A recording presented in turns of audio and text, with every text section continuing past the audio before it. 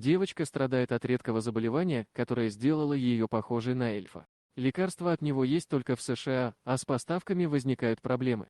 Для кого-то история Бенджамина Баттона – это всего лишь голливудская сказка с печальным финалом, но примерно для 400 человек в мире – суровая реальность, с которой им приходится сталкиваться каждый день.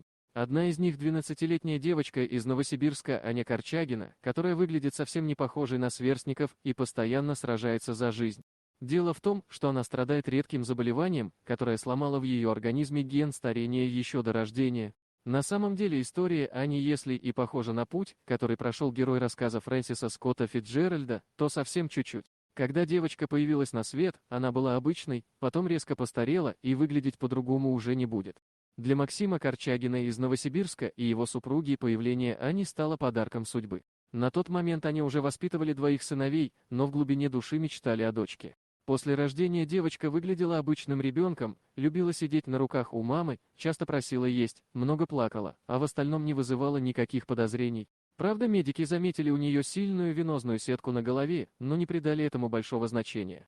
То, что это было большой ошибкой, стало понятно через 3 года. У Ани неожиданно выпали волосы, она перестала расти и набирать вес. Для того, чтобы поставить точный диагноз, врачам понадобилось немало времени, но они все-таки вынесли вердикт «детская прогерия».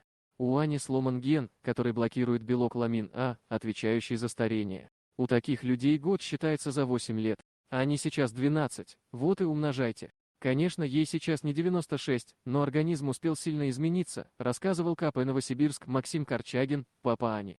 Когда в семье наступили тяжелые времена, именно Максим взял на себя заботу о детях. Его жена продолжила работать воспитателем, а он следил за бытом, водил сыновей в садик, а Аню возил по больницам. Быстро стало понятно, что в Новосибирске помочь малышке не смогут, нужно ехать в столицу. Родителям Ани понадобилось еще 3 года, чтобы ее диагноз подтвердили в Москве и составили для крохи план реабилитации. Поскольку прогерия – очень редкое заболевание, препаратов для его лечения в мире еще нет. Однако один центр в США занимается тестированием экспериментальных лекарств и предлагает свои услуги пациентам со всего мира. Дело было рискованное, но Корчагины поняли, что должны хвататься за любую возможность. Они отправили анализы дочки через океан и спустя несколько месяцев получили приглашение в Бостон. Все расходы взял на себя фонд, и Аня вместе с папой начала готовиться к поездке.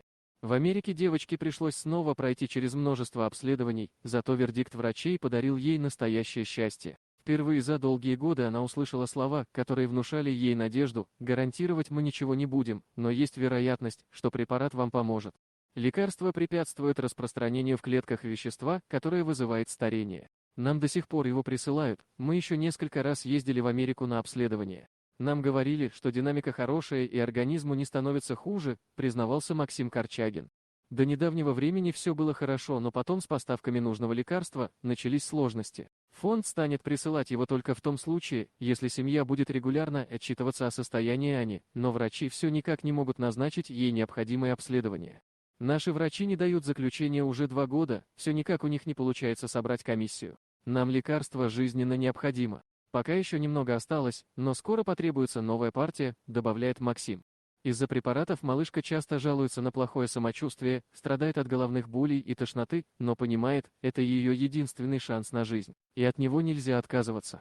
Удивительно, но для своего возраста Аня кажется очень взрослой и мудрой, ведь ей пришлось пройти через такие испытания, справиться с которыми порой не под силу даже взрослому человеку.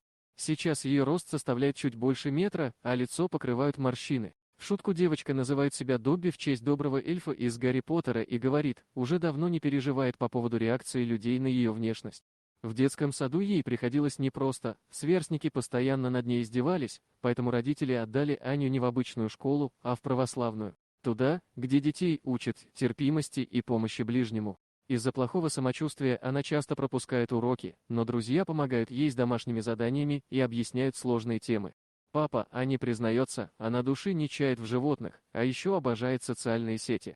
На ее YouTube-канал Аня Добби подписано уже 200 тысяч человек. Раньше родители девочки боялись, что из-за негативных комментариев у нее могут начаться психологические проблемы, но сейчас хейтеров в ее жизни почти не осталось. Зато люди с разных уголков планеты каждый день пишут ей слова поддержки. Дорогие друзья, если вам понравилось видео, поставьте лайк, а также подписывайтесь на канал, где найдете еще много интересного.